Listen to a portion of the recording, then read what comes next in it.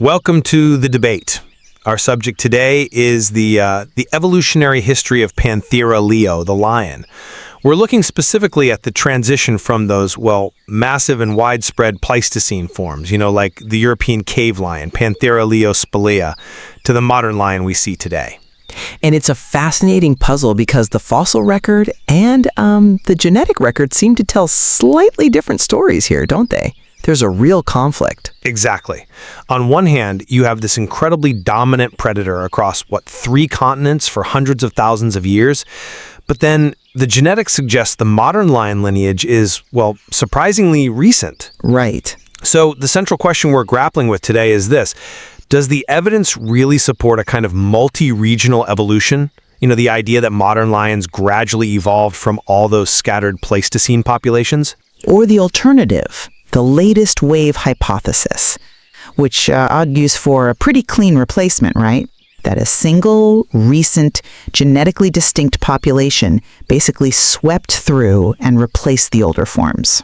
That's the core of it, and I'll be arguing for that replacement model. My view is that the molecular data, and especially a very distinct physical feature, the mane, points to a recent and quite decisive evolutionary sweep.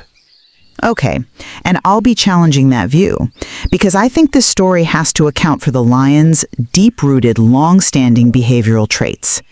Specifically, its complex group living. That suggests a kind of behavioral continuity and an adaptive success that really complicates this idea of a simple, clean replacement event. All right, let me lay out my position then. Fundamentally, I argue that modern Panthera leo is phylogenetically distinct. It's not just a gradual descendant of those late Pleistocene lions spread across Eurasia and the Americas. And we really have to start with the genetics here. The molecular clock evidence suggests that all modern lions share a common ancestor relatively recently. The estimates fall somewhere between, say, 320,000 and 190,000 years ago. Now that date is absolutely critical because it's substantially younger than the first fossil evidence we have for lions in Europe, which goes back maybe 500,000 years.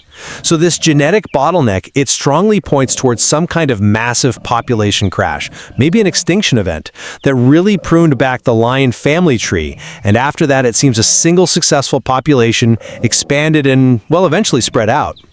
Now, if the genetics suggest a recent distinct lineage, you'd expect to see some corresponding morphological, physical differences. And the most striking evidence for that difference isn't really in the fossils, it's in the art. The cave paintings. Exactly.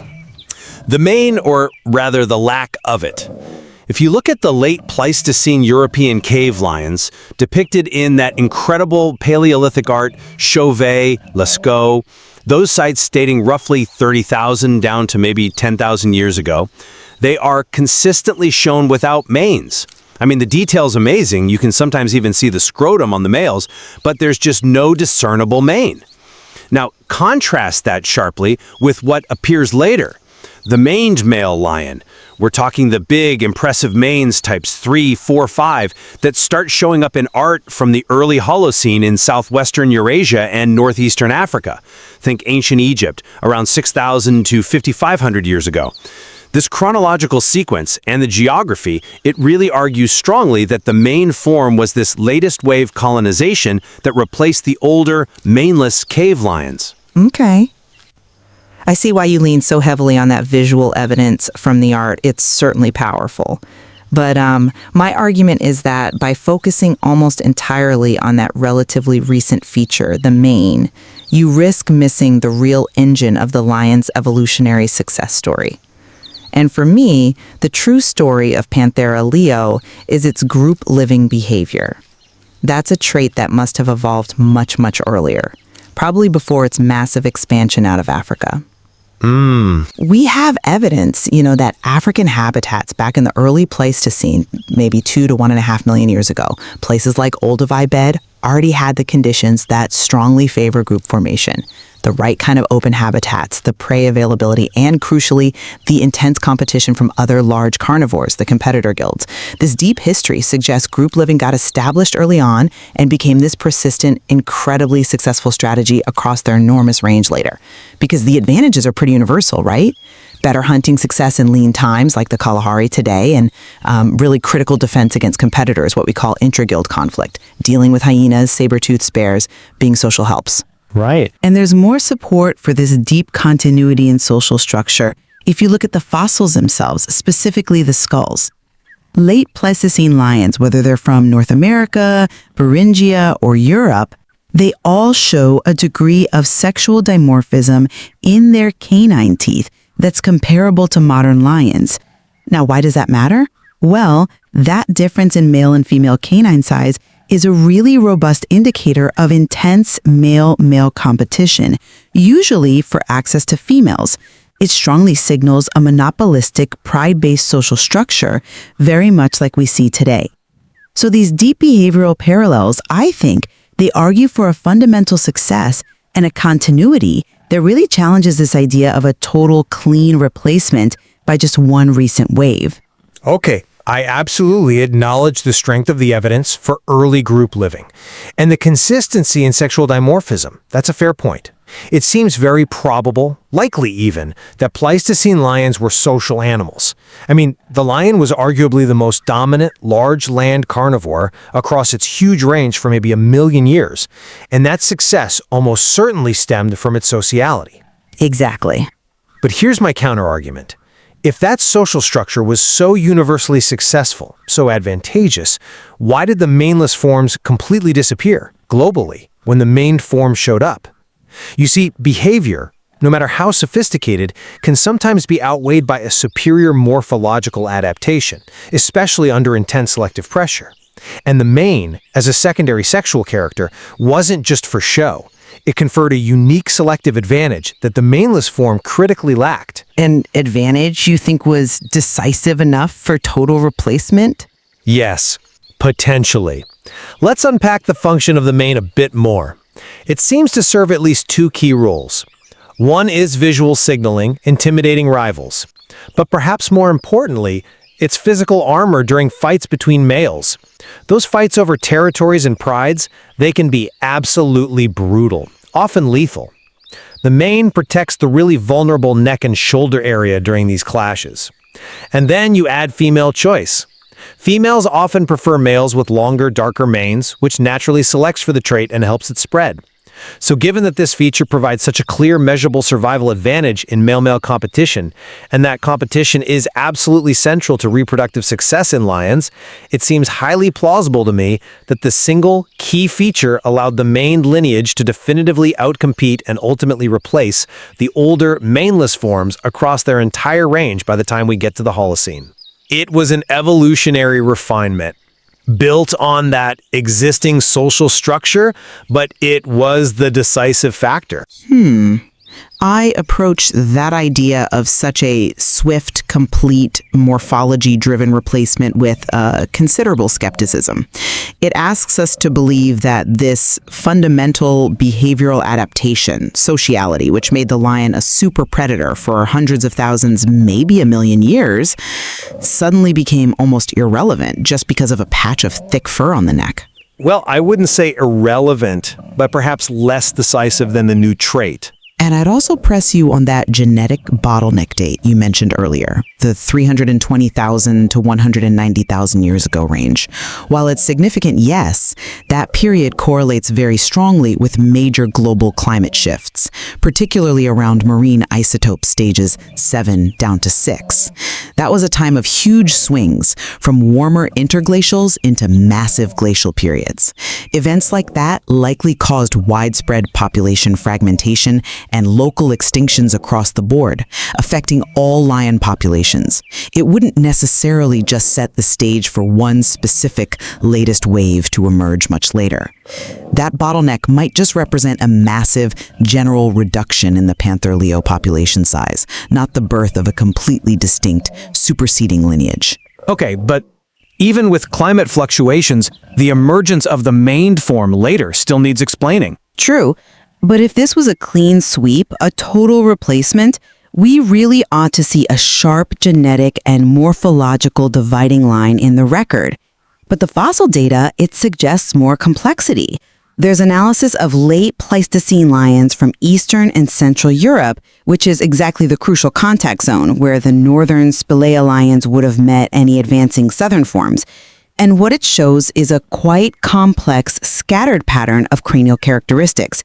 Specifically, if you look at the ratio of the post-orbital constriction to the interorbital breadth, the POC-IOB ratio, basically a measure of skull shape behind the eyes, it helps distinguish the narrower skulls of northern forms like Siberian lions from the broader, shorter skulls typical of modern North African Asian lions. In that contact zone, the fossil skulls show variability that includes traits similar to both lineages.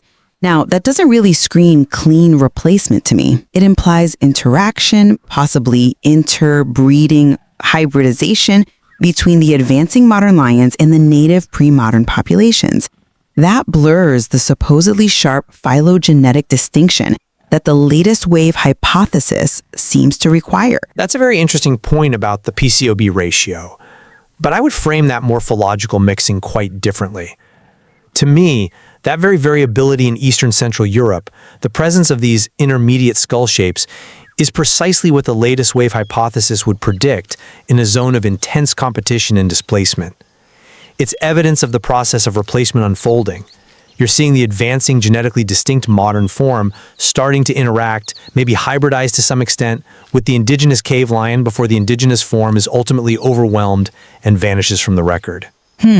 So you see the mixing as transient evidence for replacement, not against it. Exactly. But let's circle back to the main for a second, because the climate factor you brought up actually strengthens my point, I think. You're right. Modern lions often develop larger, thicker manes in colder climates, like in zoos in temperate regions. And yet the cave lion, which absolutely dominated the brutally cold steppe environments of Pleistocene Europe for millennia, was consistently depicted as maneless in the art. This strongly suggests, to me at least, that the European cave lion was genetically incapable of developing that defining maned trait, regardless of climate. Genetically incapable is a strong claim based on art alone, though.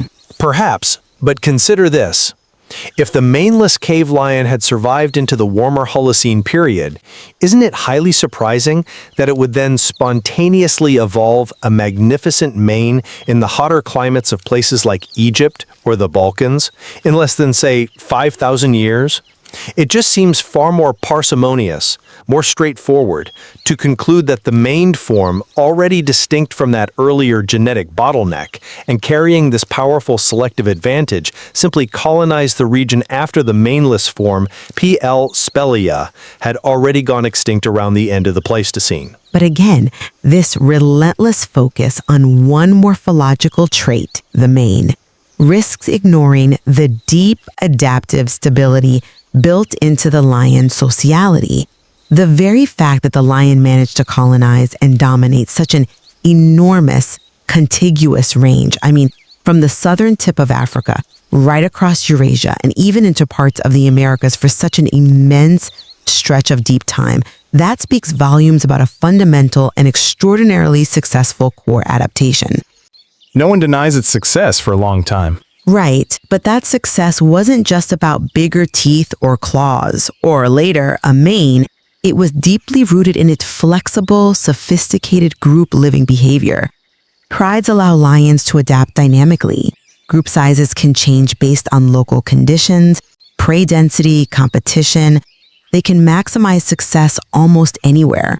So while the mane might be a beneficial, relatively recent refinement, the sheer ability to sustain that level of ecological dominance for so long points very strongly to a robust, long-standing evolutionary structure. It makes it difficult for me to accept that a creature so fundamentally successful could be just swept away entirely.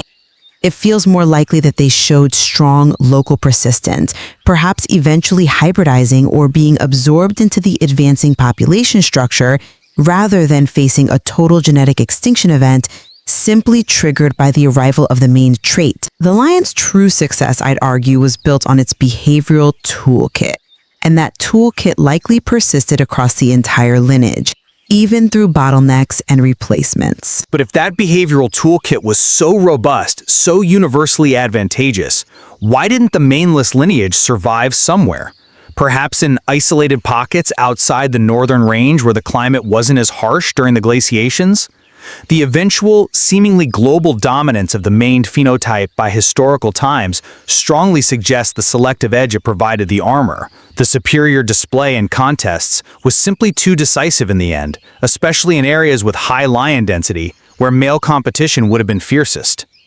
The latest wave wasn't just a passive replacement. It feels more like a conquest, driven by a unique evolutionary weapon. So, to summarize my position, the latest wave hypothesis really does seem to provide the most consistent explanation for the data we have.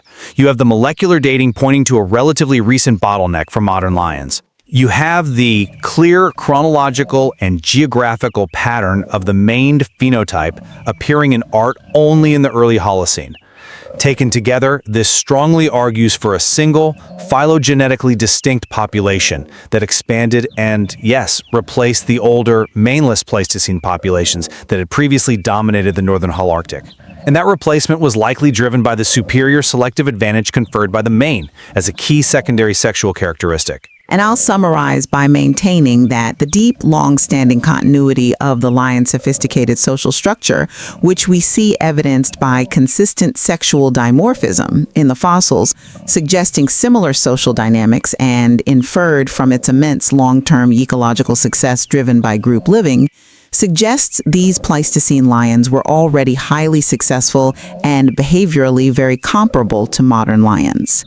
This deep success implies, to me, that the relationship between any advancing modern form and the established indigenous populations was likely a far more complex process, probably involving interaction, significant hybridization, maybe gradual absorption as hinted at by that morphological variability we see in crucial contact zones like Eastern Europe, rather than the kind of total, clean replacement the basic latest wave model seems to mandate. So the material definitely leaves us with a really compelling picture of lion evolution, doesn't it? It highlights this fascinating tension between, on the one hand, deep, possibly very stable behavioral traits, like group living, and on the other hand, the potentially rapid, decisive impact of strongly selected morphological features, like the mane, in defining the ultimate identity and success of the king of beasts. Absolutely. It shows that the question of continuity versus replacement in evolution is rarely simple. It forces us to weigh up whether the ultimate evolutionary winner is defined more by its ancient social wisdom or by its more recent physical hardware. There's clearly more to explore here about the precise nature of that transition.